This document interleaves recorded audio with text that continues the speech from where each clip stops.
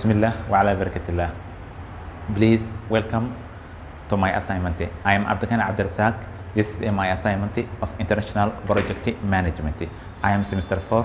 This our facilitator is Engineer Abdulkader Omar. Okay, introduction. This is the scenario of the introduction. You see all the protection of the person who works in a health organization. Okay, the paragraph is on March 6th was the first time that recorded confirmed the COVID-19 in Somalia. Has a gradual in 6 weeks that is spread in a Somali region, Banaadir, Somaliland. This outbreak all the states of Somalia. That's the cause of between 6 March to 12 September have a 24,935 suspected cases of a case COVID-19 were tested in Somalia. Okay, setting of the scene. The scene is so complex because 16 September has a 6 months from the first time that the laboratory have confirmed. How about a country ranked of a 194 out 195 a global health security index? Okay, only have a two healthcare workers per 100,000 or a 15 intensive care unit about with versus of 15 million. The scene is the establishing of an preparedness and a structure of the response. Okay, the establishment and preparedness is on a journal. All the WHO declared the COVID-19 published in health emergency cases. International concerns WHO counter in Somalia tested a plan and prepared a plan that to tackle all the likely introduction of into the country from the early February of ice in Somalia, confirmed that the possible outbreaks of the country.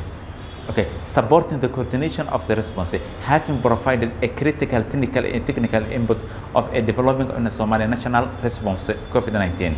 UN has a partnership, a preparedness of Somalia. WHO served by the technical advisor and advisor coordination and implementation. This plan is a national level strategic coordination platform and set others. The partners of a efficient response is the partners United Nations agencies and all the humanitarian agencies and the local government, especially health ministries. The detecting of a case, how to protect it. Detecting of the cases requires a robust of strategy system. Detect the cases, test suspected cases, isolation confirmed cases, and other contacts.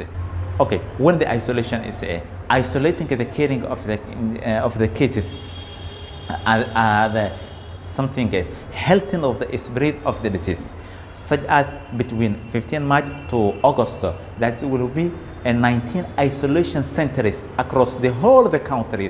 15 tons of a medical materials, equipment is 11,710 sets of a full personal protective equipment is, and face masks 157,300 face masks.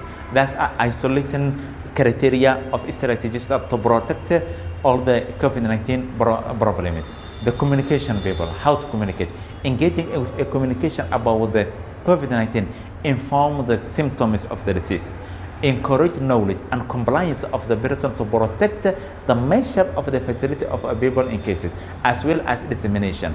Somalia adopted a translated messages that the local language to WHO platforms and developed local relevant messages. These are the pictures of the WHO picture alerts that to translate in a Somali message, to deliver as a mobile phone, as a message, as a media, as another every advertisement agencies strategies. This is the washing hand declaration. This is a protecting of someone each other, the protecting, and this is all the criteria and steps that to follow internationally. The conclusion is to communicate all the communities engagement. Thank you, and dissemination of the dissemination message to ensure the population remains informed. Thank you. This is my last.